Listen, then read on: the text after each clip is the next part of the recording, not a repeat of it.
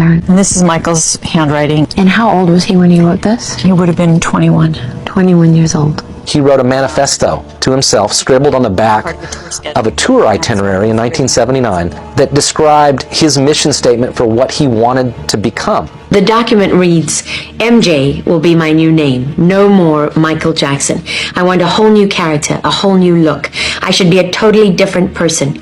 He talks about that he will need to study and look back on the whole world of entertainment.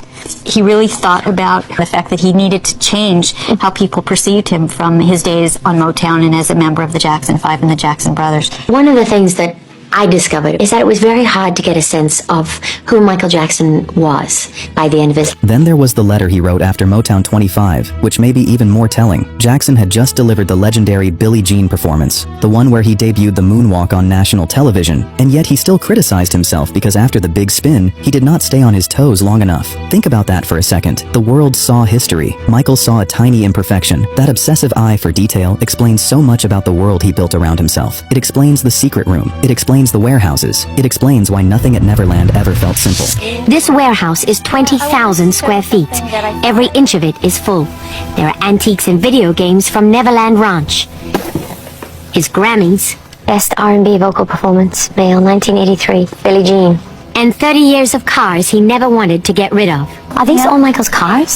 These are some of them. Some of them? Some of them. More cars. More cars. There's another Rolls Royce. Yeah, well, there's a few. Did he drive any of these cars? He did drive on occasion. Late in his life, Michael Jackson financed much of his lifestyle by routinely borrowing against his assets. But it wasn't these personal belongings that he used as collateral.